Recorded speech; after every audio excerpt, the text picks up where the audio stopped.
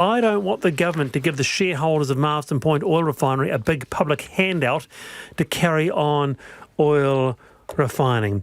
And that is us for another week. A big thank you to Emma Hurley for a wonderful job putting the fortnight together, and for you too, Peter Field and Joe McCarroll. Kia ora. Lovely to have you on. Kia ora, Wallace. Thank you for having me. I'm Wallace Chap, and I'm back at 3:45 Monday. Till then, see you.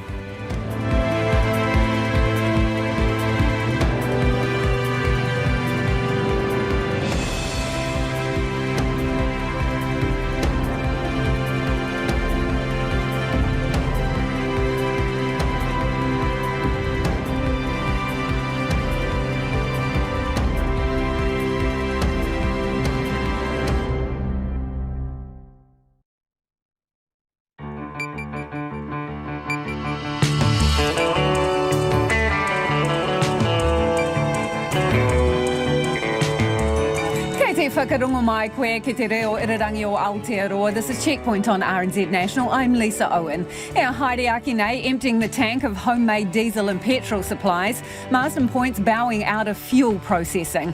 Pedal power to the power of two. Campbell Stewart on feeling the burn and pushing through to silver. Elise Andrews wins one as well and is hungry for more. It's New Zealand's greatest games yet. Team Kai Whakahaere Rob Waddell is live. The gold and freestyle celebrations, the Aussie swim coach who danced like nobody was watching, but we were. I did not hump that railing. Now, that is not true at all. I did lose it there for a fraction, but I pulled myself back. And we send our vegetarian reporter to road test some burgers. So how do you think that went down?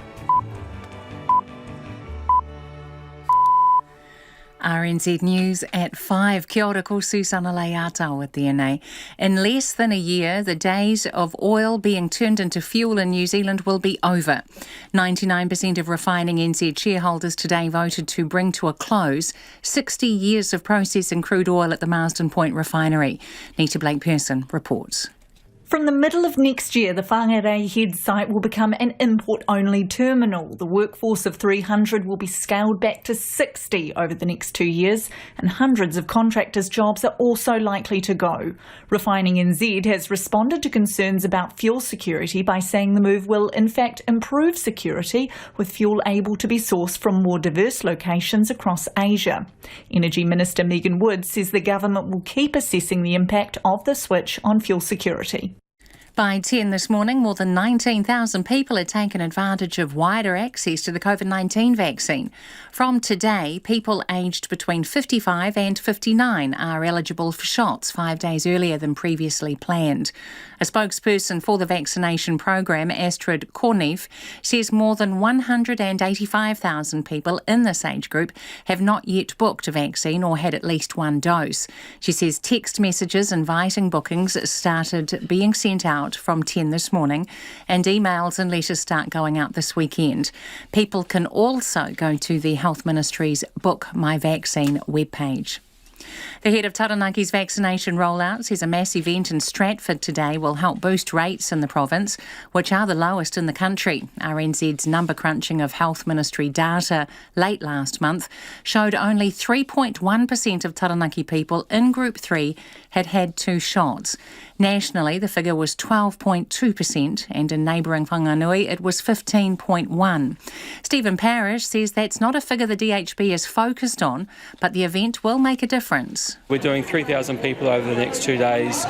We come back on the 20th and 21st with the plan to do another 3,000 people, so that's 6,000 people in the space of a month. Stephen Parrish says he's confident everyone in Taranaki who wants to be vaccinated can be by the end of the year. On the first full day of its latest lockdown, Victoria has recorded 4 new local cases of COVID-19. Health Minister Martin Foley says the state is in a precarious position as the extent of transmission is still unknown.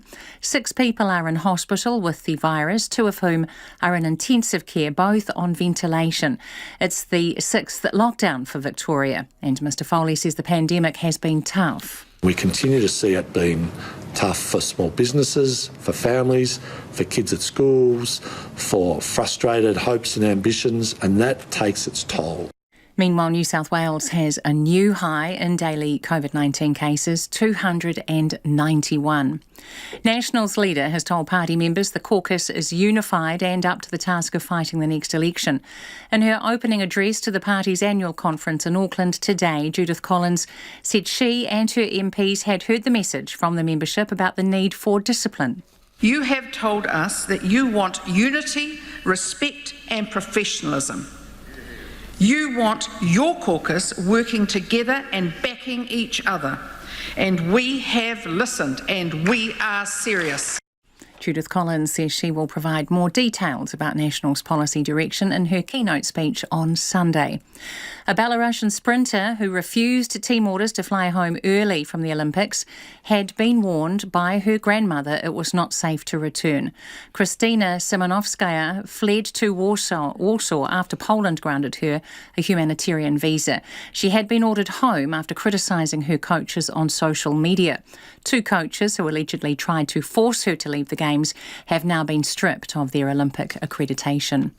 It's 5:04. Golfer Lydia Ko has stormed up the leaderboard in the 3rd round of the Olympic tournament to put herself into medal contention. She shot the 2nd best round of the day today, a 5-under par 66 that included 10 birdies. Ko's 5 shots off the lead held by American Nelly Korda, but is currently in a 4-way tie for 3rd with the round almost over.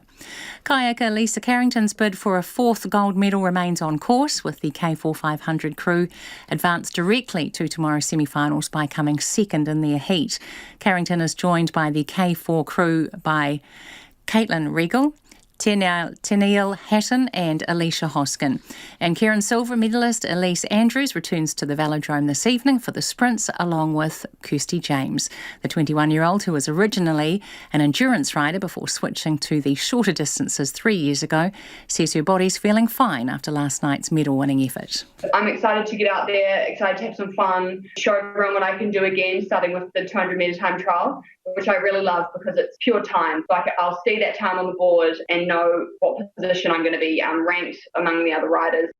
Rajli Buchanan and Jessie Hodges pair up for the 120-lap Madison tonight. TJ Perenara has been called into the All Black squad as cover for halfback Finlay Christie, who suffered a shoulder injury in training. The first Bledisloe Cup test is in Auckland tomorrow night. Ko te rā te kawe pūrongo. That's the news. Ben Rhodes, former confidant and speechwriter for Barack Obama. His new book says Trump is just a scapegoat for a wider malaise. Quantum physician David Hutchinson on the photonics revolution. And MasterChef Australia judge Jock Zonfrillo's memoir of self-destruction and redemption. Corkin Hillaho join me tomorrow morning on RNZ National. Now the short forecast from Met Service to midnight tomorrow, Northland to Manawatu, also Coromandel Peninsula, Bay of Plenty and Taupo. Showers, some heavy with thunderstorms possible, easing overnight. Fine spells, isolated showers tomorrow, southeasterly gales for Northland and Auckland tonight. Gisborne to Wairarapa, a few showers, thunderstorms possible about Hawke's Bay and Wairarapa. Mainly fine tomorrow, isolated afternoon showers in Wairarapa. Horowhenua to Wellington, showers clearing tonight, then fine weather.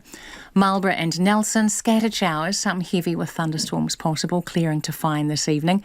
Bulla and Westland, mainly fine tonight, showers tomorrow. Canterbury, scattered rain clearing this evening, then mainly fine. For Otago, Southland and Fiordland, cloudy areas, showers developing in Fiordland this evening, spreading elsewhere tomorrow, mainly south of Dunedin with thunderstorms possible about the south coast. And Chatham Islands, drizzle, clearing tomorrow morning, showers in the evening. RNZ National, it's 5:07. Kia ora rā, Susana. Tēnā koutou katoa, no mai haere mai ki Checkpoint I tēnei rā, ko Lisa Owen tēnei. Aotearoa's ability to make our own fuel is set to be scrapped, with hundreds of northern jobs to be lost as well. Refining New Zealand shareholders today voted overwhelmingly in favour of switching its Marsden Point operation to an import-only terminal. That means all our diesel and petrol supplies will be processed exclusively offshore from mid-next year.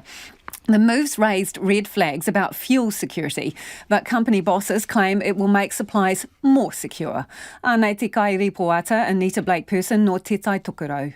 After months of uncertainty, today's vote has delivered a devastating blow for Lucas Manihira. The massive loss for us here in Northland. He's one of 300 employees at the refinery. They'll be scaled down to just 60 over the next 2 years as refining grinds to a halt. Hundreds of contractors are expected to be cut too. Lucas doesn't know what's next. I've got 5 kids, ranging from high school right down to 2 years old. Providing for them is paramount, comes first. While today's vote was widely signalled and received 99% of support, it still shocked many Northlanders and those concerned with the country's fuel security. Currently, only 30% of New Zealand's fuel is imported. The rest arrives at Marsden Point as crude oil and is processed there. But from mid-next year, all our petrol and diesel will come ready-made from refineries across Asia.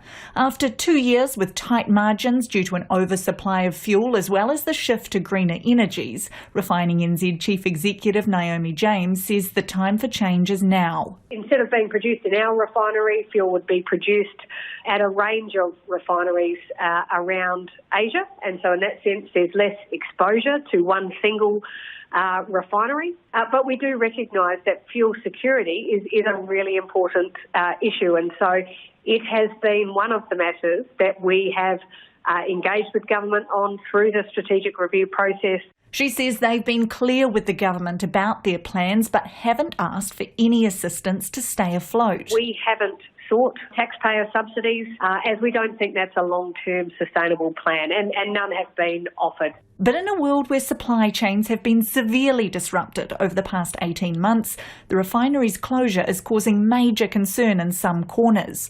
Researcher Toby Daly has been looking at New Zealand's oil security for years and says claims fuel sources will now be more diverse don't stack up. In a perfectly functioning market environment where we don't have a crisis on our hands, that may well be the case. But we don't know what a situation is going to entail or end up being if we have a major global oil crisis on our hands. It may well be that crude oil supply is all that we can source, or all that other countries are willing to source. So we are really taking an option off the table in crisis situations. He believes today's vote was a mistake, but the government said fuel security won't be disrupted. Energy Minister Megan Woods previously saying there's little risk to the country's energy security. She wasn't available for an interview today, but in a statement said the government would continue to assess the implications an import-only terminal would have on fuel security. Barry Burton is a Waikato University law professor specialising in natural resources. He says keeping the refinery going doesn't make financial sense. We do need to think about where our oil comes from, but to be blunt, there's no shortage of oil in the world. The problems we have with the emissions from the burning of it. Back in the 1970s, we had oil crises, but they're actually fairly short-lived.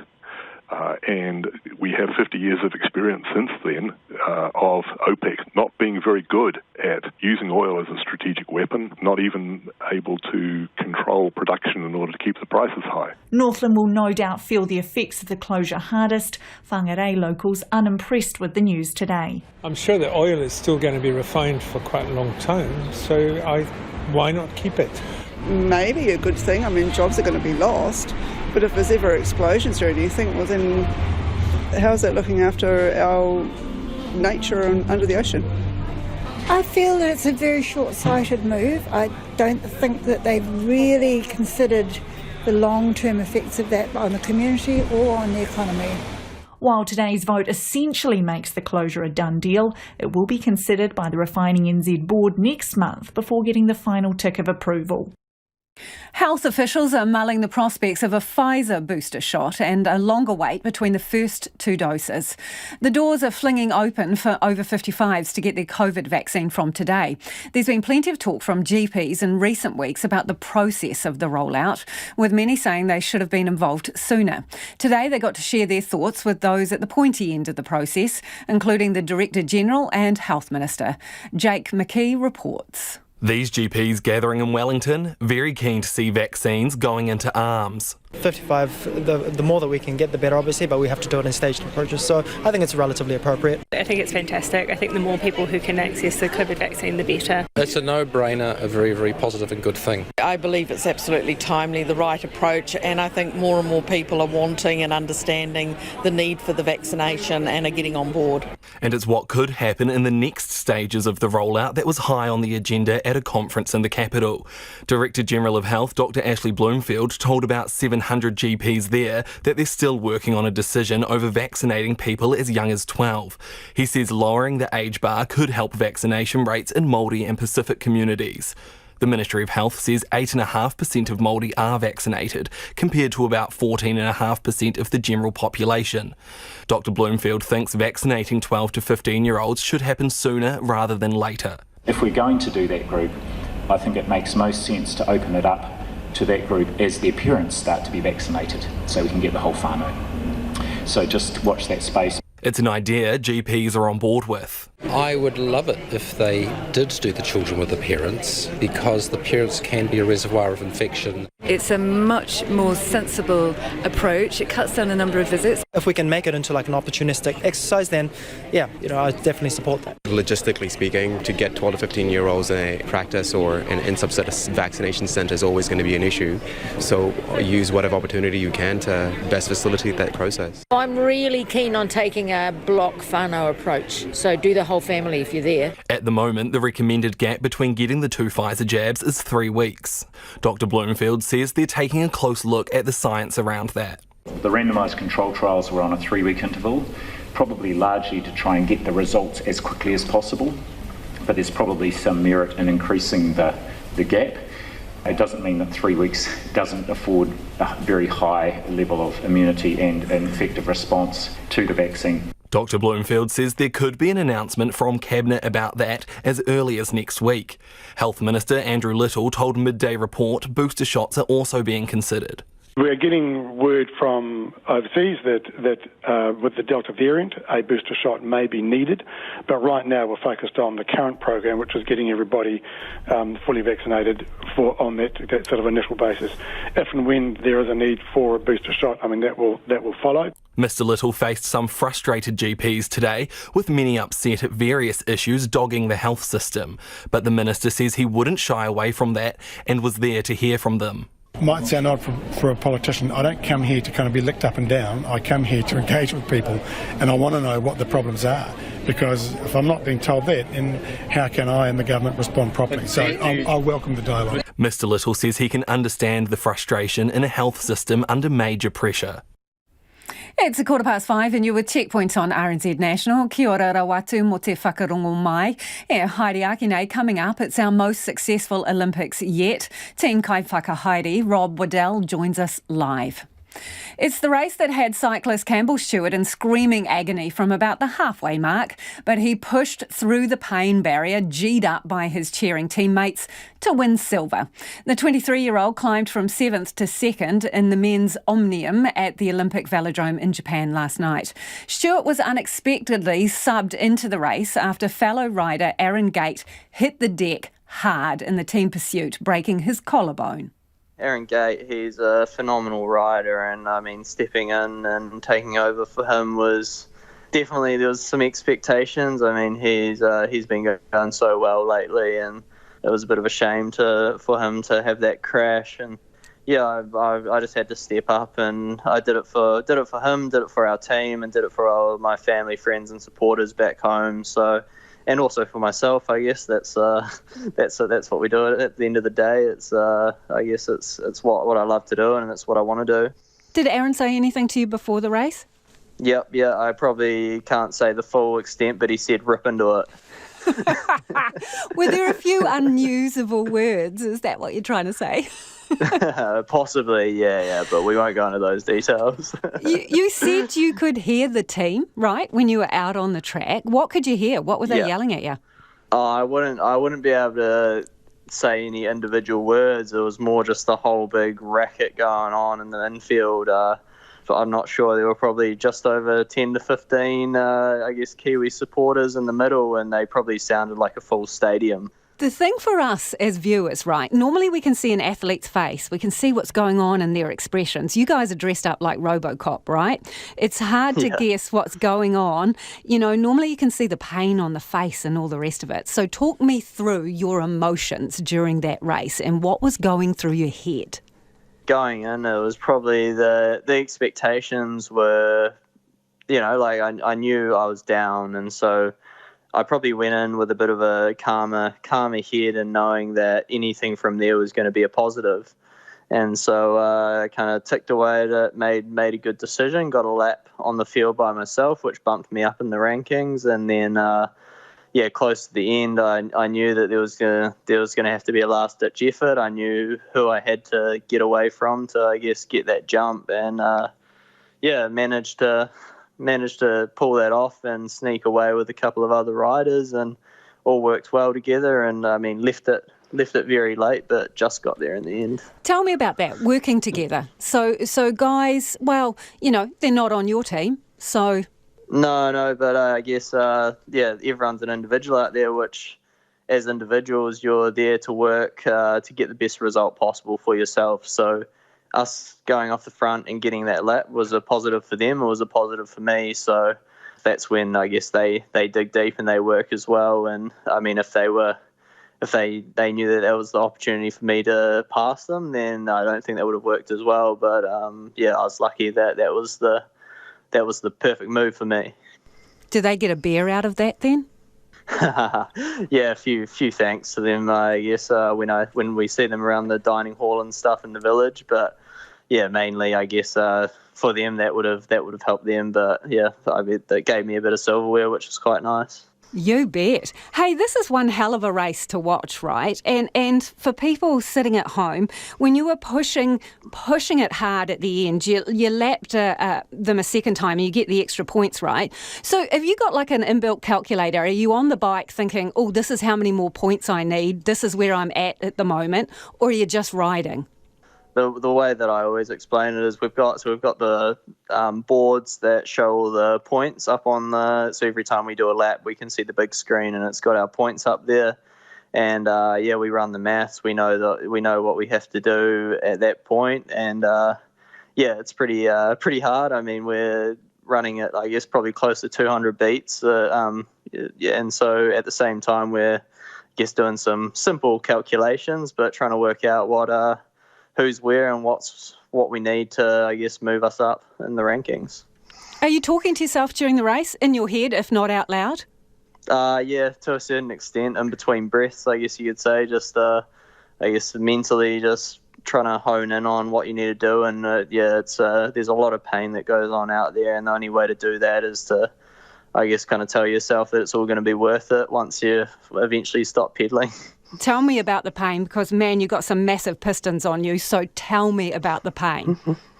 I mean, the format is not, it was very, very tight this time. We had 4 races in under 3 hours. And so I think it was, we covered some distance at some pretty high speeds, but that 100 lap 25k points race to finish there was some serious burning in the legs, and I mean, it's what we train for, and we trying to make it as well, not as easy as possible. Just means we push it even harder, but try to make it, I guess, the best situation possible. In the moment, are you aware of that? Are you thinking, I am in screaming agony here, or are you just somewhere else in your head? Oh, definitely. I think at least halfway through I already was in screaming agony, but I guess being able to try and sit on, get some draft off some riders for a lap or two, and then the body starts to recover a little bit and never comes back to normal. But I mean, at the same time, everyone else is out there and they have to ride, and they're doing the same distance, they're going the same speed, so it hurts everyone just as much. Hey, your mum's been telling a few secrets about you, and she's told us that you're described as Mr. Matter of Fact. Okay, I don't know. I wouldn't trust anything she says. But I want to know, were you matter of fact when you got off the bike, or did you just, explode with joy? Oh, I exploded with joy. Yeah, that was it was special. I still can't explain to you what it felt like, and I guess the support when you hop off the bike and you're greeted by lots of your closest mates and teammates, and just support crew. So it's undescribable. Hey, what's the view like from the silver spot on the podium? Oh, I mean, it's not bad. There's one higher though, and I would have liked that, but you can't be picky. It's there's plenty more times, and we're going to come back in 3 years' time and give it another crack. Tohutoa winning cyclist Campbell Stewart, who scored silver, and he races again tomorrow in a team event. Homai o whakaaro, we'd love your feedback. Nō reira anei nā kaupapa mō te hōtaka nei on anything you've heard on the programme this evening, whether it's the Olympics or the vaccine rollout. What do you think about giving the shot to under 16-year-olds, and how's the rollout going for you in your area? 55 years plus has got the call up now. Pātui mai, you can text me on 2101. Tweet us at Checkpoint RNZ or email checkpoint@rnz.co.nz. New Zealand's greatest games to date. The Olympic team is bringing home our biggest ever medal haul in Tokyo, placing us 11th on the table. So far, Kiwi athletes have won 7 golds, 6 silver and 6 bronze medals, bringing the total to 19. And the medal hopes aren't over yet, with track cycling, canoeing and golf to come. Chef de mission Rob Waddell joins us now live from Tokyo. Hi Rob, I hear you've been at the golf today, so let us know, where's Lydia Ko at? Yeah, well, she had a really good round just then, and we're excited to be there quietly in the background, but she seems very much to be in the hunt, so that's exciting. There's another good opportunity there, but she seemed to be playing really well. Yeah, she's tied in third place, right, with a bunch of other people. I think there's 4 of them sitting there, and there's bad weather on the way tomorrow. What happens if they can't play? Well, I guess there's a number of different scenarios they can go through in terms of the how the International Federation want to manage the event and different number of holes they can play and things like that. But where we've been today, the weather's been good and they seem to be cracking through it. There was a fear that it would kick in this afternoon, but it has been. They've managed to get it away. So fingers crossed. Hey, I want to just hark back to a conversation that we had a few weeks ago. You've undersold things, Rob. You came on this program and said that you were aiming to equal Rio, right? Did you? That's what we call a false lead in my business. So it's gone better than you expected, eh?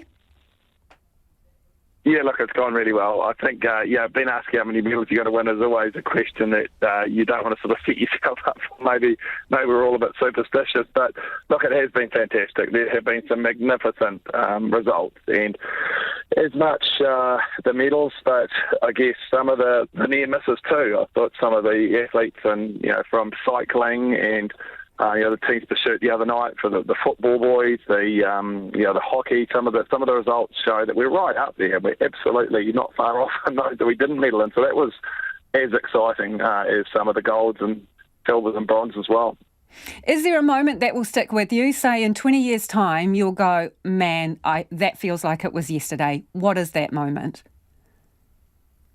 Look, I'm probably going to be accused of bias here, but it was pretty hard not to get a bit emotional seeing the men's 8 cross the line in the fashion that they did, and I think they always stood a chance, but often in a race like that where you've got a team, there can be a bit of a pecking order, a bit of a hierarchy that sort of sets in a year or two beforehand that doesn't change much. So for them to go through as tougher processes they did to come out on top was as good as any of the moments of these games. But how can you go past any of the other results? They've all just been so exciting to see and witness them over here. And I think brought together a bit too by the fact that they're pretty thin on the ground with spectators, and our New Zealand team, we're it often in terms of the people in the crowd and the people on the spot. So it's been really special to be there for a lot of those moments and be up close.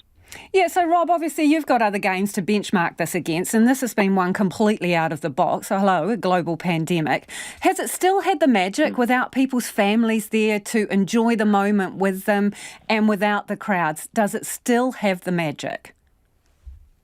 Oh, 100%, absolutely. It's an incredible event to be a part of, and as we sort of messaged to athletes right from the start, this is going to be a very different experience, but it's still going to be an amazing experience.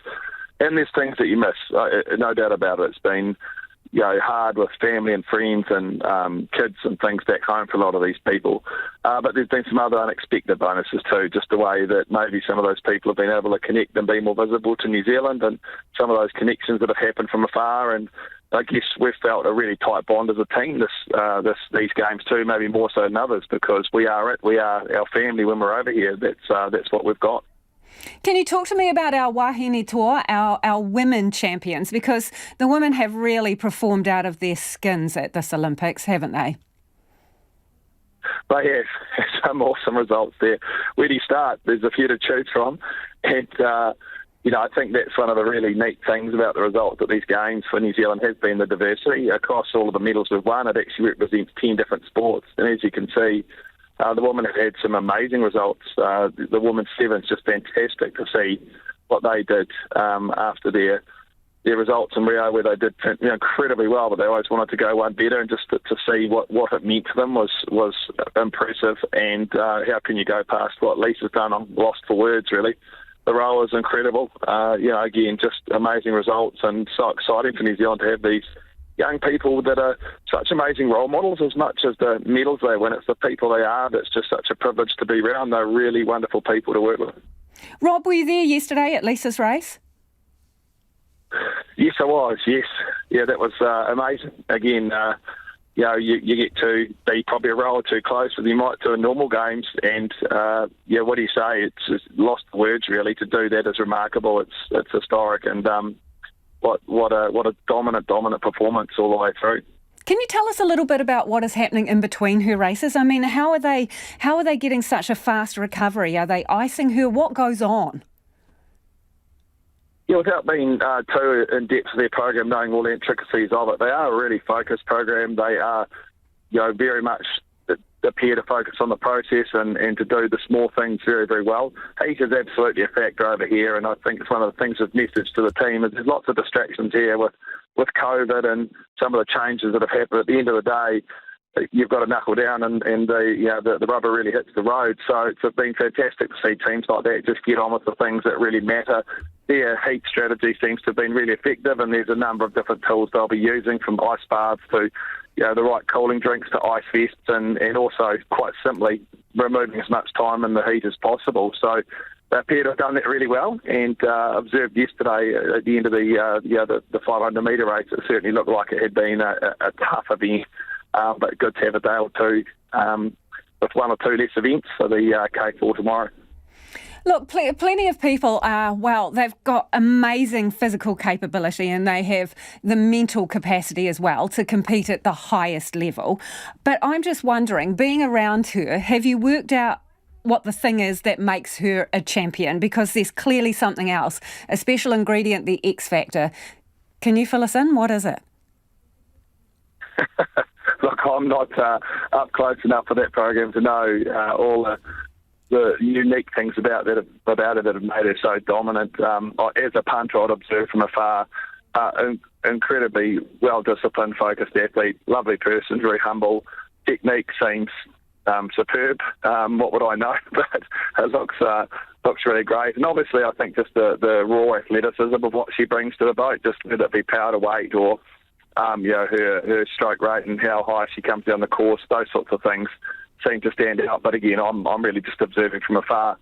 But I'm sure amongst all those things, the combination adds up to making her do what she's done. So, well, it's been a bit of a blinder for us so far, but there will be some sports that are hurting, Rob, that have not met their own expectations. I mean, how should we look at this when we come to making funding decisions? Well, that's a really fair question, and I think it's a hard thing for a lot of Olympians, because the reality is when you come away, most athletes come home without having done everything they wanted to do. They always would have liked to have made the final or gone one further. So as we are eventually sort of measured by medals in one capacity, we try and make sure that there's a big focus on doing the very best that they can. I think you can always hold your head high when you've done that, and that's what I was just saying before. So a lot of the performances where people haven't medalled have been equally remarkable. Like, what the men's team's pursuit did the other night was just, they broke the world record in the semi-final. It was just one team that split second past them, then to break it before them. The footballers were amazing. So I think, athletes can take a lot of pride. But I'd suggest we're not just measured by medals, Lise, we're also measured by how we present to the world and how we present to the nation. And they have been exemplary. They've been such great people to work with, and I hope they always feel very proud of that and feel very, very proud to be part of the New Zealand team, because we are measured as who we are as a team, not just by the individual medals. So the money shouldn't get shuffled around, in your view, just because someone didn't bring home a medal? Well, those are discussions and reviews that will happen post Tokyo, and a lot of those above my role and work. But I think one of the things that has been very effective in recent years has been quite targeted funding campaigns, and you've seen that with the likes of David Naika and Dylan Schmidt, where they're not the traditional sports that may have received funding in the past, but they're people that have shown talent, they've shown they've got a pathway, and by backing them for a couple of games and getting behind athletes and teams that we know have got that capability and being patient, bingo, those results have rolled in. So I think that'll be very rewarding for the people that have stood behind them and helped make those decisions. Good to talk to you, Rob. That is our chef de mission, Rob Waddell, live from Tokyo. It is 33 minutes past 5. Kia amo tonu mai, you're listening to Checkpoint on RNZ National. A New Zealand resident who's been here nearly a decade says he's quitting the country because his wife can't get in. Sherlock Kant believes he's shown Immigration New Zealand his marriage is genuine, but he's still had no luck reuniting with his wife who's in India. The situation has some of his University of Waikato colleagues fuming at the prospect of losing a valued team member. Nick Trubridge has the story. Sherlock Kant has lived in New Zealand nearly a decade. He is effectively a Kiwi. He's a permanent resident here in Aotearoa and, as of last year, became eligible for citizenship. At the moment, he's a commercialisation specialist at Waikato Link, supporting University of Waikato researchers and inventors in commercialising their inventions. So I came in to New Zealand 8.5 years ago as a student. I've done my studies from Uni of Auckland. I've been involved with the startup community. I've done a couple of my own startups as well, and right now I'm working with University of Waikato Research and Commercialization. But Mr. Kant can't settle here because his wife is 12,000 kilometres away in India. She hasn't been able to get into New Zealand. Mr. Kant travelled back to India last December and applied for an exemption to bring his wife back to New Zealand with him. They have those exemptions come in where if two partners are in the same country or at the same port of travel, they can apply for if one partner is resident, he can apply for a exemption for the other partner to travel with them. He says he waited 2 months in India for the exemption to be granted and answered questions to prove their relationship is genuine. They needed proof that we are in a genuine, stable relationship. Then we provided them all the proof that we had, statements from friends, families, colleagues from New Zealand, different photographs, chat history, call details around how we maintained contact during the COVID period and all of that. But the approval never came. Mr. Kant returned to New Zealand in February. He says shortly after he touched down, Immigration New Zealand got in touch to say the application wouldn't be processed because he was now back in New Zealand. So after a decade of studying, working, spending his salary and ultimately gaining residency in New Zealand, Mr. Kant is quitting the country and heading back to India. I feel helpless because I've been in New Zealand for so long and I've spent so much time giving my career. I've seen that growth in my career. I've done things for startups and things like that. And I've done things and then end of the day standing here in a position where I can't support my own family. I can't be with my own family. Supporting Mr. Kant has been his University of Waikato colleague Dr. Ros Murray, who's the IP manager at Waikato Link. He brings industry experience, connections, a really strong network into industries that the university has links to and expertise, and then the ability to meet with people and engage with knowledge. And so he's a really critical member of our team. She says the prospect of losing him is gutting. Obviously, we've known him for a while and we've seen his relationship with Garama. We watched him go overseas and get married, and we've all been looking forward to his wife coming over. And she's been nearly here and she hasn't, and then he's possibly been going. Just the whole up and down for him, watching him really want to start, a proper marriage. And as much as I tease him, children, because I have children, but, it's always potentially part of the equation, and just all his life is on hold. Checkpoint has approached Immigration New Zealand for comment on Schlock Kant's case. Mr Kant believes the writing's on the wall. His wife's not welcome here, so he'll take his life back to India. Immigration New Zealand has sent us a response. It says Mr Kant left New Zealand on the 10th of December 2020 and returned on 2nd of February 2021. On the 9th of February 2021, Immigration New Zealand declined his wife's application on the basis that Mr Kant had returned to New Zealand and Mrs Rai would not meet the requirement of travelling to New Zealand with her New Zealand resident partner. The statement says while Immigration New Zealand is empathetic to the situation migrants and their families find themselves in as a result of these border restrictions, it has no ability to apply discretion when considering requests for border exemptions.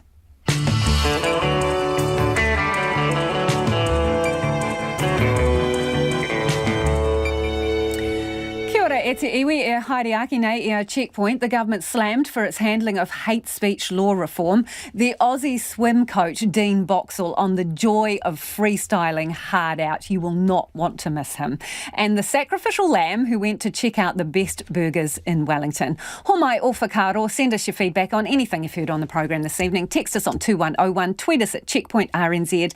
Our email address is checkpoint@rnz.co.nz. It is time for the headlines now with Susanna.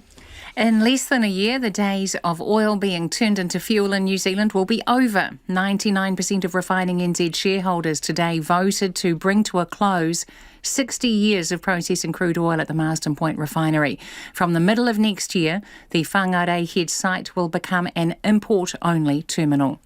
By 10 this morning, more than 19,000 people had taken advantage of wider access to the COVID-19 vaccine. From today, people aged between 55 and 59 are eligible for shots 5 days earlier than previously planned. A spokesperson for the vaccination program, Astrid Corneef, says more than 185,000 people in this age group have not yet booked a vaccine or had at least one dose. The head of Taranaki's vaccination rollout says today's mass event in Stratford will help boost rates in the province, which are the lowest in the country. RNZ's number crunching of Health Ministry data late last month showed only 3.1% of Taranaki people in Group 3 had 2 shots. Nationally, the figure was 12.2%, and in neighbouring Whanganui it was 15.1%. Stephen Parrish says that's not a figure the DHB is focused on, but the event will make a difference. Victoria's Health Minister Martin Foley says the state is in a precarious position as the extent of transmission is still unknown. It's the first full day of the 6th lockdown for the state. And Mr Foley says the pandemic has been tough. 6 people are in hospital with the virus, 2 of them in intensive care. Meanwhile, New South Wales has a new high in daily COVID-19 cases, 291. Nationals leader has told party members the caucus is unified and up to the task of fighting the next election. In her opening address to the party's annual conference in Auckland, Judith Collins said she and her MPs had heard the message from the membership about the need for discipline. Ms Collins says she will provide more details about Nationals' policy direction in her keynote speech on Sunday. Those are the latest news headlines on RNZ National. Our next news and weather update is at 6. Kia ora rā, e ho no mai hoki mai. If you're just joining us, this is Checkpoint. Ko Lisa Owen tēnei. Ko taku hoa anai nei, ko Nona Peltier, who's in the studio for Business Chat. Let's talk about Briscoe's, right? It expects a first half year net profit to be up nearly 2/3 on the year earlier. Are we baking lots of stuff and need, Well, it's that pent up demand. So what happened was, the year earlier we had lockdowns. So the following year, this is in 2021, remembering it's been more than a year now, there was just enormous demand. So people have gone shopping in the last 6 months and been spending up large at Briscoe and Rebel Sports. So there you go. And their sales are up 23%. And that is comparable to the year earlier where sales were up 20% as well on the year before that. So people are spending more on sporting goods and homewares. There's no question about it. Do they And give they're any spending dates more. on what specifically, Nona? Are they buying, cake tins or electric blankets or what? Whatever you do in your home, I guess. And their online sales are up 16% on top of that. The outlook for the second half is uncertain because they don't know exactly where things are going to land there. But they're going to give us their full result in mid-September, and more will be revealed then. Okay, let's move on to Z Energy, the fuel retailer. It's in the takeover sites of a couple of suitors. Who thinks they want to buy in? Yeah, well, quite a few apparently. This is all being reported out of Australia. Z Energy isn't talking to us about what the speculation is, but they have indicated that yes, they did receive some offers, but they wouldn't confirm anything beyond that. They basically, it's a no, we're not talking. They had an investor presentation just very recently and said no, we're not answering any questions about it. So who could be in the wings? Well, first of all, the company is worth about $2.4 billion, according to its market value. One of the names that's come up is Ampol, which is a company that owns Gull. Here in New Zealand, Chevron, which is a pretty big U.S. company. Another is a Dutch energy concern, Vitol. Anglo-Swiss Mining, another oil producer there, Glencore. And perhaps some private equity funds. It's unknown. But certainly there's some courting going on behind the scenes. And that actually drove up the share price for Z. It rose 6% today to $3.05. And also, by the way, share price of Briscoe Group was also up 4%, not surprising, to $6. And let's see, what else happened in the market? Yeah, I bet you want to know. The big reveal, no. That's right. So our top 50 index, it rose just 0.1%. That's hardly at all. I just thought I'd mention that because it's been at sort of a steady pace most of the week. That's a 16-point gain to 12,770. And the New Zealand dollar is still steady at 70.5 US cents, 95.4 Australia, and 50.6 pence. Thanks, Nona. Ka kite. Have a wonderful weekend. A Muslim advocacy group is calling the government's handling of hate speech reforms seriously dysfunctional. Today is the deadline for public submissions, but the Federation of Islamic Associations says it didn't have enough time to make a meaningful submission. Our political reporter, Annika Smith, has more. The Federation of Islamic Associations' submission on the government's proposed hate speech law changes is blunt. It applauds the invitation to give feedback, but says this has been undermined by a dysfunctional process of engagement. The Federation's chair, Abdur Razak, explains. The process has overtaken the principle. And that in that case, this is just can end up as a tick box exercise. But unless we have people involved in the co-designing of the discussion document, it's going to get very confusing, and it has. I mean, how would people know what extreme speech is? In its submission, the Federation says there hasn't been the necessary robust and in-depth consultation on the law changes. It alleges the government has prioritised its own timetable over proper consultation. The Minister of Justice, Chris Farfoy, doesn't see it that way. I don't agree with that. I think we've been through three processes now. Initially, after March 15, we were engaged with the community around proposals through the Royal Commission and post the Royal Commission, and again 6 weeks of submissions for the discussion document process. As well as being the deadline for hate speech submissions, today is also the deadline for feedback on a raft of social cohesion proposals put forward by the Ministry of Social Development. Mr Razak says the clash has resulted in an overwhelming workload. President of the New Zealand Jewish Council, Stephen Goodman, agrees. The time frame has eliminated any opportunity for us to put a meaningful consultative document together. Anjum Rahman, who put together inclusive Aotearoa Collective Tāhono's submission, says communities are under a lot of pressure. There's quite a number of government consultations as well as legislation that's going through the House that is related to the Royal Commission recommendations. And while all government departments are coming up to speed and they want to follow the Royal Commission recommendation to consult with communities, communities are starting to get really stretched. The Ministry of Justice has confirmed it commissioned the social research firm Litmus to coordinate a series of 29 hui starting last month. They were designed to reach the minority groups affected by the hate speech law changes, but neither the Jewish Council nor the Federation of Islamic Associations got an invite. Stephen Goodman says it's not right. If you look at hate speech, Jews are by far the largest population that is attacked by hate speech, and Muslims would be second in line. Yet neither of the representative organisations have been approached by Department of Justice or anyone else to have their views canvassed, considered, and anything resolved. Any hate speech proposals are still a long way off becoming law. The ministry now has to pull together the public feedback, which will then feed into the drafting of the new law. The National Party is panning a review of the government's mental health spending before it's even been released. A government unit is carrying out an inquiry into how $2 billion in mental health funding is being spent. National reckon the review will be a whitewash and should be handed to a truly independent auditor. Here's political reporter Charlie Drever. In 2019, the government announced a record $1.9 billion investment in mental health. But by June this year, little of that money had been spent. For example, of $235 million set aside for facilities, only $9 million had been used, and that prompted the Health Minister, Andrew Little, to call for a review. That work is nearly complete, but National's mental health spokesperson, Matt Ducey, says it has been a waste of time.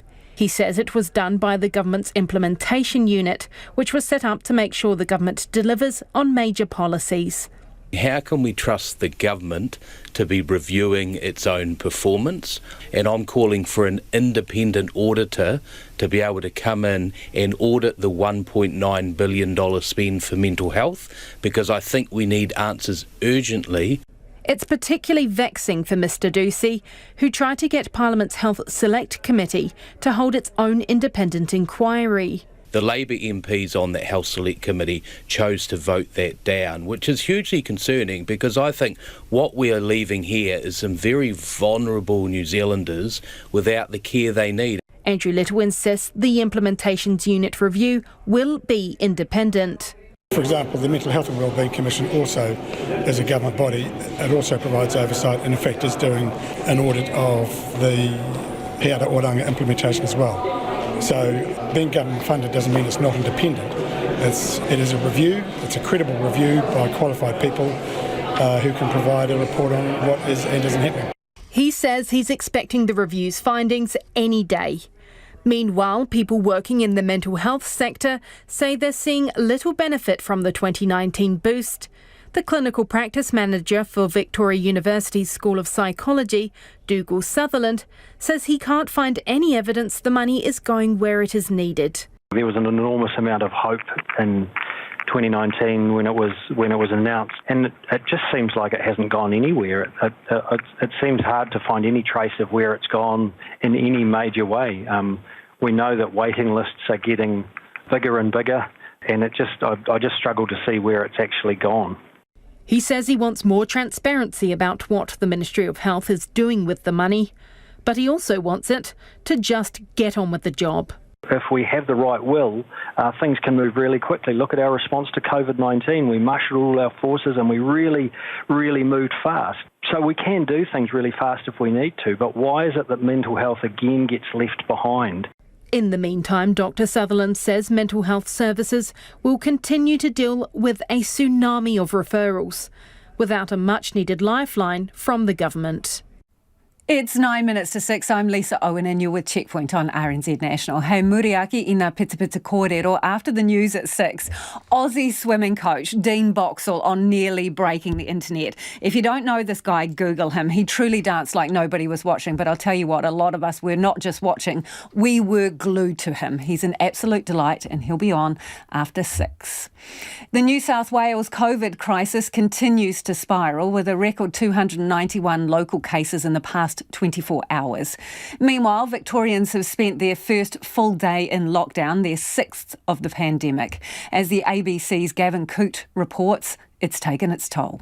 Paula Evans is struggling to put words to how she's feeling. A bit numb, feel like I want to cry. Her boutique clothing store in Melbourne's southeast is closed once again under public health orders. I understand the lockdowns and I've always supported them, but we've only been open a week after the last lockdown and it's just awful. It's number 6. It just seems they're just giving out like lollipops lockdowns. Victoria's government says it's had no other option than to put the whole state into lockdown for 7 days. Health officials are dealing with multiple mystery cases and more than 2,000 students and 300 staff at the Al Taqwa College in Melbourne's west are now in isolation.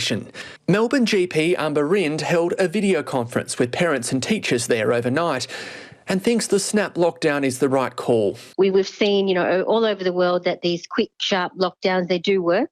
And because of the delayed vaccine rollout, she's all but certain this lockdown won't be Victoria's last. It's going to be some time before everyone, is immunised, and not to mention, the issue of vaccine hesitancy that's out in the community. That's going to be another challenge that we have to tackle in the coming months. Are you seeing some progress on that with the people you're coming into contact with? Definitely in, my kind of social circles, I've seen people change their minds. These were people who were, sitting on the fence with it. And they've seen that the fact that we've had so many lockdowns and people can see how quickly the Delta variant spreads. So I think it is helping. The biggest food festival in the Southern Hemisphere is being plated up once again to the delight of foodies and burger lovers. More than 300 venues are taking part in Wellington On A Plate from all across the region. Our reporter Harry Locke and cameraman Samuel Rillstone selflessly offered themselves up to see what's on offer. For many in Wellington and further afield, Wellington On A Plate is the best time of the year. It's the culinary climax, the summit of sustenance, the epitome of eating. 4 weeks of dining delight. The first 2 weeks are Dine Wellington, where restaurants put on a themed meal. Then it's 2 weeks of the famous Burger Wellington. That final fortnight is a serious business. We'll definitely go eat some burgers. Yeah, yep. love a sloppy burger, always. Something you do every year, get involved with? Yeah, there's a group of us at work. We'll usually go pick out some burgers each week and go have them. Both have a clear vision of what a burger should be. Just something you can manage. We were talking about this yesterday, actually. Yeah. A burger that's sort of not too enormous, not like a tower. There's a great interview with Anthony Bourdain where he talks about the perfect burger, and it shouldn't be an engineering equation where you can handle it, you can eat it. To see how some of the burgers stack up, we headed to the all-veggie restaurant The Botanist in Wellington's Lyle Bay. Head chef Vic Hughes has masterminded the Scottish-themed Highland Coup. It's a pickled turnip slaw. So we just pickle loads of turnips, like haggis, nips and tatties. And then it's blue cheese mayo, which we don't actually make the blue cheese, it's imported, but it's vegan blue cheese. The burger is a plant-based burger made out of soy protein. And then we batter it and deep fry it. We then make the black pudding ourselves in-house, which is made out of beans and oats and spices. And then we've started the process of making 3,000 vegan eggs for when the burger starts. Vegan eggs are tapioca starch, tofu and butternut pumpkin, and we also use black salt, which gives it an eggy taste. Despite the burgers not being available to the public for another week and a half, I was given an advanced tasting. Thank you very much. Cheers. Well, here it is, the finished product. And this is just one of 256 burgers which Wellingtonians will be able to tuck into during this year's Wellington On A Plate. And if you're a vegetarian like me, or if you have any dietary requirements, well, there's something for everyone. Now, if you excuse me.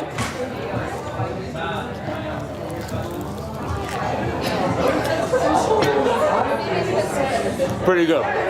The restaurant is also doing a fully vegan, Scottish-inspired three-course meal for Dine Wellington. Mushroom scallops on black pudding, haggis bonbons on a potato puree with fondant turnips, finished off with the gloriously indulgent deep-fried Mars bar with iron brew sauce. Vic Hughes says designing the menus is the best part. Challenging, but extremely fun at the same time. It's probably the funnest part of the job is coming up with the ideas and then trying to create the recipes and testing things out. And I mean, I'd never made vegan haggis before. More than 300 venues are involved this year. Botanist owners Maria and Lydia Sugate, who own a number of other restaurants around town as well, say their turnover has a 30 to 50% bump. It's huge. Yeah, it is huge. And it's hectic. We sell at each venue a couple of thousand burgers in 2 weeks. So thousands. But if for you a burger isn't a burger unless there's meat involved, there are plenty of other choices. Fork and Brewer, who finished in the People's Choice Top 5 last year, is serving a pork belly burger with crackling apple and cabbage this year. But as a vegetarian, this is out of my domain, so cameraman Sam and I had to swap places. I mean, the pork belly is amazing. You can definitely taste the apple, which is really nice, goes really well, kind of like an apple sauce, but fancier. And then the hash bites, gotta have them, very Moorish. Can't go wrong. The boss here, Matt, says they're expecting a busy few weeks. It's fun, but yeah, as Jan said, stress comes with the fun, you know, and you got people calling up, like, sold out of burgers, people are like, I don't know, it's just, emotional. It's good fun, though. The entire competition is designed to give the sector a bit of a G-up in the traditionally lean month of August. Paul Retimanu is president of Hospitality NZ's Wellington branch. Obviously, post-COVID, it's been pretty difficult. We're all well aware of that. But what we're really excited about is the fact that obviously, whilst we've lost 2 rugby tests in August and September, we're really pleased that Wellington On A Plate is here to be able to drive a bit more revenue coming through the doors. Sarah Meikle, the director of the entire festival, says it's become huge. This year overall is the biggest festival that we've delivered, and by participation we are the largest festival in the Southern Hemisphere, and I mean people find it quite hard to believe that little old Wellington can deliver something so significant, but I think that just goes to show the huge support we have from both our local community but New Zealanders particularly. To beef up the festival, customers can also rate their meal online. Rest assured, with the quality on show, I doubt they'll burger it up. And if you were listening to that on radio, you can check out the video from Sam and Harry. We'll put it up on our Facebook page. I mean, Sam really looked like that was a struggle to get out from behind the camera and try that burger. And some of your feedback on the Marsden Point refinery stopping processing diesel and petrol. This person says, I find it hard to understand how the government, particularly a Labour one, can allow a bunch of shareholders to threaten a strategic energy supply. It allows external suppliers to call the shots. Simply incredible, and no one in the country can give an honest cast iron assurance that the plug can't be pulled. In this one, we can't expect these big companies to run the refinery at a loss. Shareholders expect a return on their investment. Oil is yesterday's energy. We have to start investing in biofuels and renewables. RNZ News at 6. Ngā mihi nui ko Susana Leata with DNA. The head of Refining NZ says a switch to importing all of the country's petrol and diesel will help improve New Zealand's fuel security. Shareholders today voted overwhelmingly to stop processing crude oil at Marsden Point by the middle of next year. Chief Executive Naomi James says ready-made fuels will now be sourced from refineries across Asia. So in that sense, there's less exposure to one single refinery. But we do recognise that fuel security is a really important issue. And so it has been one of the matters that we have engaged with government on. The Prime Minister says the Trans-Tasman bubble will not be reopened until it's safe. Last month, the government announced a pause on quarantine-free travel to and from Australia for at least 8 weeks. Jacinda Ardern says she can't guarantee the border will reopen at the end of September. A bit too early for us really at this stage to be considering what will happen, but I can give an assurance to New Zealanders we will not reopen that bubble until we believe it is safe to do so. So a bit of time yet needs to be taken before that decision, but right now obviously it is clearly not safe. Some of the 11,500 people being vaccinated against COVID each day in Auckland are just walking into vaccination centres and trying their luck. RNZ has heard from people not in eligible groups who have received an early dose. A Wellington woman who asked not to be named says it took her weeks to secure a booking for her 87-year-old parents, so it's frustrating to hear others can walk in without appointments. word on the street, they say, oh, just turn up at 4:30 in the afternoon, they'll have spare vials. I have heard anecdotally of people doing that, and I've been advised to do that, but that's not going to work for people who like following the rules and are expecting the system to work. Health authorities are sticking to their advice that those eligible should book from today. That's anyone over 55. Leaders of Micronesian countries were notably absent from today's Pacific Islands Forum Virtual Leaders Summit. The only Micronesian leader attending was Nauru's president, Lionel Angamea. Johnny Blades reports. Earlier this year, the Marshall Islands, Kiribati, Palau, Federated States of Micronesia and Nauru gave notice of their intention to withdraw from the forum. This was due to discord over the selection of the former Cook Islands Prime Minister Henry Puna as Secretary-General over Micronesia's candidate, breaking a gentleman's agreement about revolving the role. Hosting the virtual meeting today, Forum Chair, Fiji's Prime Minister Frank Bainimarama, apologised to Micronesian leaders for grievances caused by the selection process and appealed to regional unity. Hong Kong residents currently in the US are to be granted temporary safe haven. President Joe Biden says the move is in response to China's continuing assault on Hong Kong's autonomy and the repression of political and press freedom. The BBC's Barbara Pletasher reports.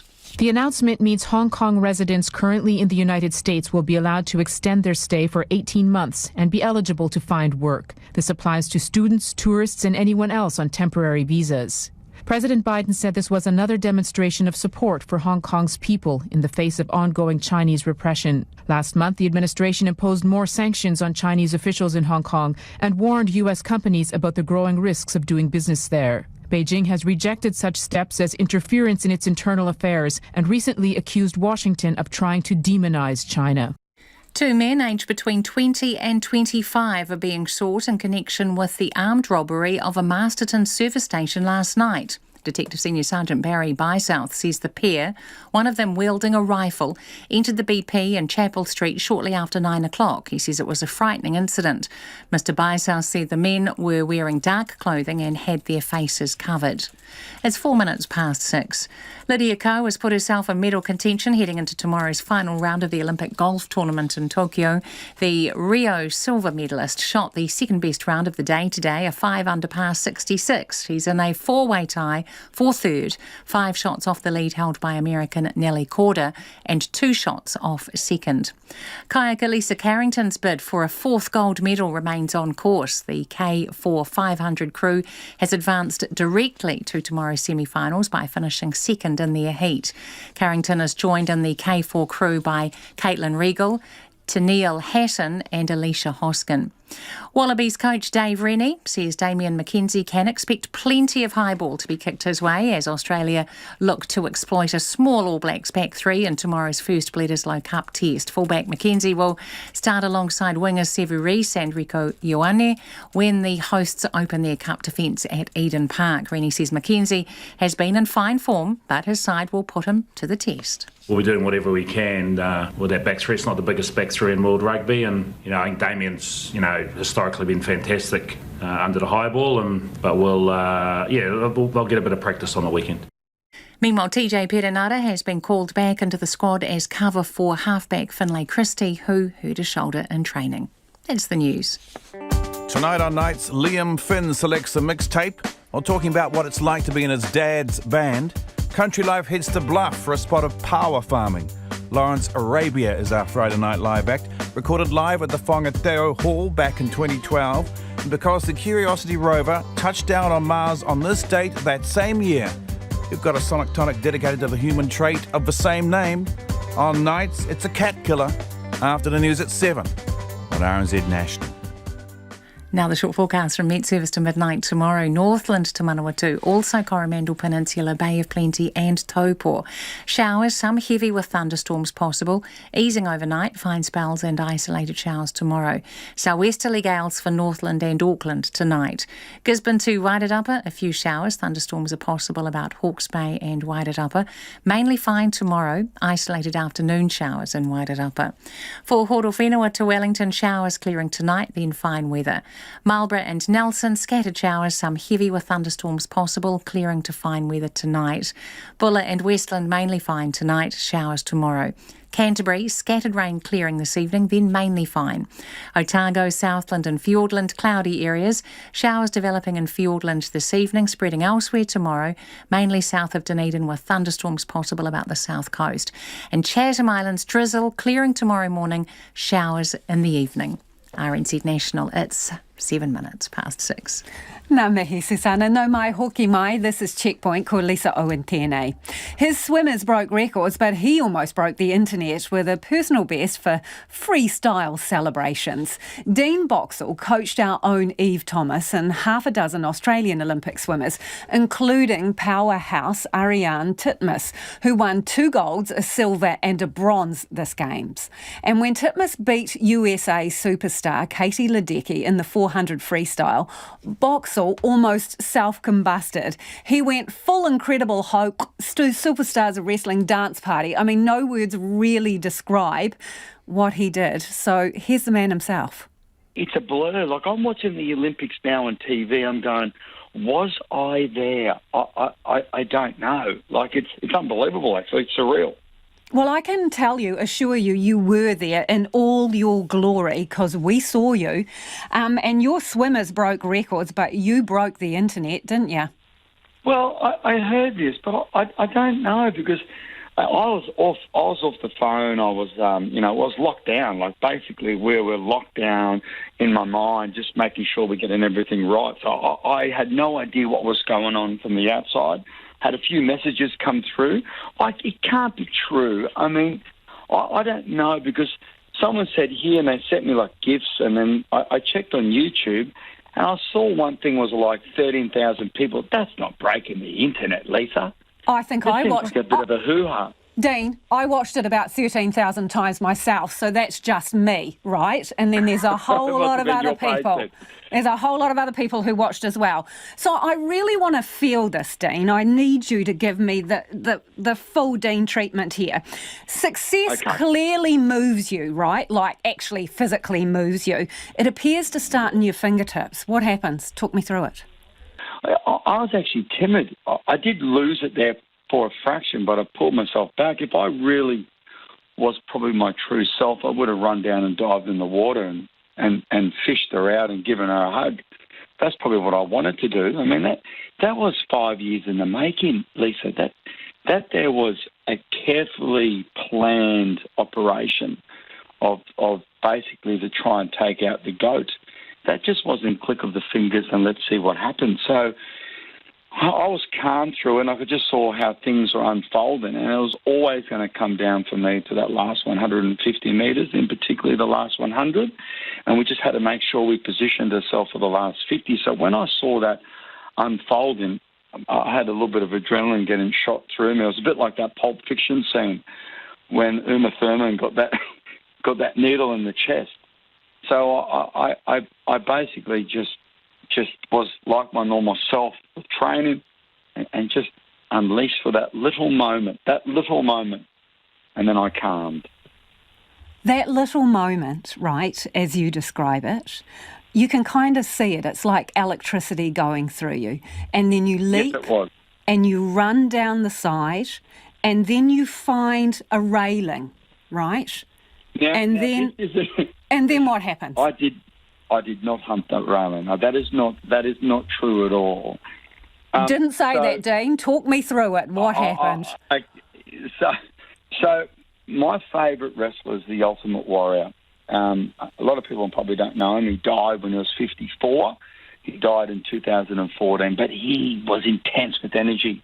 And my brother, Ryan, who's about 4 years older than me, was incredibly creative, and we used to wrestle, and we used to put all the beds down, and he'd make up the music, and I was the Ultimate Warrior, and he was Bret Hart, and basically we would wrestle, right? And I'd come in and do the moves and so forth, and it actually just came out of me. Like, I've always, at school, I was called the Ultimate Warrior. I just loved that little persona, and I didn't do it on purpose, it just came out. But he grabs the ring ropes, and he shakes them. So when it all came out, there was just this natural thing, and I grabbed the railing, but it didn't move. So it wasn't me humping the railing. I was meant to shake the railing. Lucky I didn't break it. Is that what ecstasy and pure joy looks like? Yeah, look, I'll have that moment with me. I can remember that moment clearly now because I've had to relive it in my mind. But the funny thing is, Lisa, was a 200 freestyle. I'll have it really, she won an Olympic gold in 200 freestyle. We were training for the 200 freestyle. We were the favourite. We weren't the favourite in the 400. We were the favourite in the 200. And because of this commotion and what was happening, I actually asked if I could be put away somewhere on the opposite side of the pool so I can enjoy this. Not that I'm thinking that Arnie was going to win this. I knew how hard it was going to be, but I didn't want any cameras on me. I wanted to, because that's just me. If you ask all my swimmers, I just run up and down the pool. I get excited. I jump. And I wanted it to get away. I didn't want anybody to see it, but I couldn't. They said, Dan, they're going to find you. So I sat with the team, and I normally try and move away. And I actually couldn't enjoy the moment. One of my swimmers, Elijah Winnington, was standing up, and he was directing me, telling me what was happening with Arnie, saying, Dean, she's moving in, she's up now, she's got this, she's got this. And then basically Lee Nugent, who was our mentor coach there, who was the head coach in 2012, just looked at me and said, go, boy, go. And that's when I ran. So I actually have a bit of a poor feeling about that I couldn't, I felt like a caged animal, and I don't like that. I don't like that, Lisa. You looked like you enjoyed running free, Dean. So I want to talk about that moment, right? When someone smashes, well, their idol, in essence. So there you've got your swimmer who has looked up to a person and kind of, well, you know, admired her, and we're talking about Ledecky here, and then, wow, wipes the floor, you know? What's that moment like? Well, see, the moment is, when Arnie came to me 5 years ago, she was 16 seconds behind Katie Ledecky. 16 seconds. Now, that is a huge amount of time. So we weren't even in the picture. We didn't even have that dream yet. But then 2017, we made a really big shift. We headed into 2018 Commonwealth Games, and Arnie really did a great job and made this position of 4 minutes, 0.9, which was now getting to around about 4.4 seconds off her. And then we went head-to-head at the Pan Pats in 2018 in August in Tokyo. There's basically the pool next to the Olympic pool. And she cracked 4 minutes. And then we started to believe and dream. So basically, I had to go away and try and create this program that Arnie was going to execute. And so the reason of that excitement, as I said before, is because that was this daily fight and battle of dreaming and believing that we could possibly get there. And I saw things taking place in training that was moving very well, but then we had to come through this really dramatic and dark time together when she had this injury. So the dream was basically a bit fogged. It was a bit foggy. It started to be clouded, and we had to get through this injury. And once we got through the injury and we got to trials, the belief came back, and confidence met hard work, and it met the dream. Confidence was a big part here. We had to have belief and confidence and hard work come together, and they met all together. And that's where the sort of, how could I call it, the product came at the end, was that it all met on that final day. I do want to know that Japanese official who was chasing around behind you while you were, you know, coming up to the ropes, shall we say. What did she say to you? I don't talk Japanese. I didn't even know she was behind me. I do not know. I've watched the video back. This poor, lovely, innocent Japanese girl. They're the most beautiful people in the world, Lisa. They conform and they are gentle. And you can see her half clapping but half wanting to restrain me. Like it's this interesting mix. But she was on TV, and they went and apologised. I was actually meant to find her, and I went to try and find her, but she wasn't back up there where I normally go and sit. But what a beautiful soul, hey? Yeah, it was gold. Trying to do a job when she had this lunatic running around. And that was Dean Boxall, coach and a man who feels the joy in a way that simply cannot be restrained. Staying with the Olympics, where Elise Andrews has stamped her mark as one of the world's elite cyclists, becoming the first Kiwi female to clinch a track cycling medal since Sarah Ulmer in 2004. The 21-year-old claimed silver in last night's Keirin final, the first of 2 medals in a glorious night for New Zealand at the Tokyo Velodrome. She's still in disbelief a day after the stunning result. Yeah, I mean, it's been an amazing journey, and to top it off with a medal is, something that I've obviously dreamed about, and something that I came here with the intentions of putting everything on the track to make that happen for myself. But the fact that it was a reality is a whole new concept. So all of the emotions were overwhelming, and I couldn't stop crying, no. But I don't mind showing emotion. It's raw and it's real, and that's how I was feeling. So yeah. Elise Andrews says the emotions continued after the cameras stopped rolling and during a call to mum and dad back home. Yeah, no, I talked to them straight away, and we were all crying. It was very emotional, but no, they're so proud. They were all in a room. My whole family was in a room together watching me race, and they've all been behind me the whole way. So for them to be together and watch me and share this achievement is incredible. But wait, there's more. She's on a mission to add to her silver in the women's sprint, which starts tonight. I'm excited to get out there, excited to have some fun. Show everyone what I can do again, starting with the 200-metre time trial, which I really love because it's pure time. So I'll see that time on the board and know what position I'm going to be ranked among the other riders. So no, I'm really excited. Elise Andrews takes to the track again from 6:30 tonight. Hundreds of central Taranaki residents have taken advantage of the country's first rural mass COVID-19 vaccination event at Stratford today. The Taranaki District Health Board is hoping to deliver 6,000 Pfizer shots over 2 events this month. Our Taranaki Whanganui reporter Robin Martin went along. There's a jovial atmosphere in the queue at the Stratford War Memorial Centre, where dozens of predominantly older residents are waiting to check in ahead of getting their shot.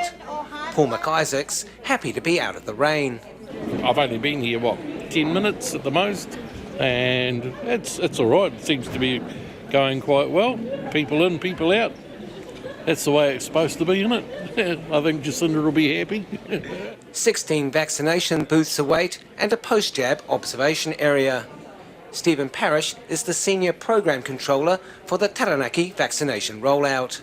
It's been a tough start. We had some technology issues initially, but things are starting to run smoothly now. It took us probably the first hour just to get into rhythm, and now things are flowing. So you can see there's no real wait for the observation area. This morning it was 10 deep, waiting just to get in there, but now it seems to be flowing quite well. Safely hooked up to the District Council's wireless internet connection, he's confident of getting shots into hundreds of arms. We've got 1,300 people booked in today, so we're fully booked, and then we've got 200 spares available should we need it. So we expect to have about every booking slot about 33 people coming through, so every 10 minutes about 33 people coming through. Lisa, are you feeling well today? Registered nurse Karina Taylor is one of the vaccinators here. She's taking it in her stride. Absolutely fine, actually. I think we get used to it, and even though it is repetitive, you're meeting a new person every time you do it, which adds something to it, and we do try and have lots of breaks, and so we're not getting too tired. Everyone's really happy to be here, really happy to have the vaccine, and quite excited. Still happy to go ahead? All good, go for it. Lisa Beckett's next up at her booth. I am keen as to get this vaccine to protect myself, to protect my family, to protect my child who has really bad asthma, just to do my bit. Lisa reckons the mass vaccination clinic is a winner. It is amazing. It's highly organised. The sheer number of people getting through here today is just fantastic. At 32, Ryan Rooney is one of the younger people in the room. I thought I'd just get it in, get it done, I just called that 800 number, booked in there, and got my text yesterday to remind me, and here now. Over at the observation area, Lisa Beckett reckons it was a cinch. Absolutely fine. I don't feel anything. I'm not sore. I'm not feeling anything. Absolutely fine. Brendan Kelly's impressed too. Carefree process, really. Very carefree process. Queue for 5 minutes, but I was only 2 minutes out from my booking time, which was pretty good. Very, very good. Yeah. Will you be back in 2 weeks' time? Oh, too right, I will. Don't you worry about that. I'll be front of the queue. A second mass vaccination event is planned for Stratford for Friday, August the 20th and Saturday the 21st. And it is 21 minutes past 6. You're with Checkpoint on RNZ National. There are question marks around the All Blacks' upcoming season, with players only wanting to do one stint in MIQ. They're getting ready to face the Wallabies in the opening Bledisloe Cup test at Eden Park tomorrow. Joe Porter was at the captain's run today. The Trans-Tasman bubble pause is likely causing headaches in the All Blacks camp. They'll play back-to-back tests against Australia at Eden Park, but the third Bledisloe Cup match is set for Perth on August the 28th. And their 2 rugby championship games against Argentina have also been moved to Australia. If the bubble pause is extended, their 2 tests against South Africa, set for Auckland and Dunedin in September and October, will also have to be played in Australia. Currently, the All Blacks have an agreement with New Zealand Rugby that the players would only do one stint in MIQ per year. That could cause issues, with the possibility they might have to go straight to the US and Europe from Australia for their end-of-year tour to avoid quarantine in New Zealand. It means they could be away from home for about 3 months. However, Captain Sam Whitelock says the number of stays in MIQ could change. Yeah, at the moment that's where it is. It'd be pretty easy to say yes at the moment, but we'll just wait and see when and what evolves. Obviously, Australia at the moment's pretty full on, so we're hoping that everything settles down as much as we can, but we're all rolling with the COVID punches that come. Whitelock says having tomorrow night's match and the defence of their Bledisloe Cup title to focus on has been a welcome distraction from all the future uncertainty. The management, obviously, the NZAU and all those guys, they're looking at that stuff. So for us as players, it's really nice to just go, right, what do we have to worry about right here and right now? So today it's captain's run, actually just relaxing and then getting into the game tomorrow. So it's nice for us as players. We can trust everyone to do their job, and it allows us to do those. And with sport around the world affected by COVID, Whitelock is thrilled to be able to take on the Wallabies in front of what should be close to a sellout crowd at Eden Park. If you look around the world, Olympics is a prime example that everyone would love to have a full crowd, and that's something we're really grateful here. It's going to be awesome having a massive crowd here, obviously all dressed out in black and cheering us on. The All Blacks are seeking to retain the Bledisloe Cup for a 19th straight year and keep the Wallabies winless at Eden Park since 1986. A Belarusian sprinter who escaped her country's attempt to send her home from the Olympics has reunited with her husband in Poland, where they've been both given humanitarian visas. She's spoken to media, including the BBC's Bethany Bell, saying she remains afraid to return to Belarus. Tired, but happy to be safe in Poland. Krystyna Tymanowskaja arrived in Warsaw from Japan. The Belarusian athlete has been given a Polish humanitarian visa after fears for her safety. While she was at the Olympic Games in Tokyo, the sprinter criticised her coaches on Instagram when they entered her into a race without her knowledge. Her coaches threatened her with problems at home unless she left Japan immediately. They also come to my room and they say that I have no chance to run 200 meters and I should to come back to home, and it's not their decision, it's they just should to do it. And when I pick up my clothes and go to the car, my grandmother, she called me and she said, you can't come back to home because on the TV they say a lot of bad words about you. Today, the IOC says it's still waiting to speak to Belarusian team officials. Speaking to the BBC, Krystyna says she now regrets her emotional tone, but not her action. Now it's so dangerous for me. I don't know when I can come back to home, but I love my country, so I wanted to come back to home. Belarus is ruled by President Alexander Lukashenko, the man often described as Europe's last dictator. The opposition politician Paweł Latuszko says Krystyna is one of many Belarusians to suffer repression. Is only one example of this level of repressions in Belarus. More than 40,000 Belarusian people during last year were arrested on political reasons. Krystyna says she's not political and hasn't taken part in anti-government protests. It's been a tumultuous few days for Krystyna. Her life has been turned upside down and she can't go home. She says she wants to continue her sporting career here in Poland, but most of all, right now, she says, she wants to run. Her parents are still back at home in Belarus. No one knows when they'll be able to meet again. Despite concerns about the Delta variant and a rise in new COVID cases across the US, people are feeling more and more confident about re-entering society, and that includes romance. CNN's Claire Sebastian reports on America's Summer of Love. For Shane Williams, months of COVID restrictions had been leading to this moment, and it didn't disappoint. I originally had it planned for actually December of 2020 in Quebec. When the pandemic prevented them from travelling, the lawyer from New Jersey used that setback to save up. He hired a proposal planning company and even added a few more diamonds to the ring. COVID, that was such a rough year. It was just, we were locked in the apartment the whole time, and I really wanted to spend some time and make it special. So I decided to wait until we could come to New York. Did he exceed your expectations? He did. For professional proposal planner Tatiana Caicedo, it's been a busy summer and an emotional one. Very often clients saying that his partner went through a lot this year and they want to do something nice for them. So, yeah. Nice of you to be able to provide that. Yes. After months of fear and isolation, love, it seems, is back. Jewelers report engagement ring sales are soaring, and Google says search interest in dating hit a 5-year high in July. Here in New York, around 2/3 of adults are now fully vaccinated. So despite concerns about new variants, Sunset brings daters flocking to Manhattan's waterfront. Many who we spoke to, couples who got together during the pandemic.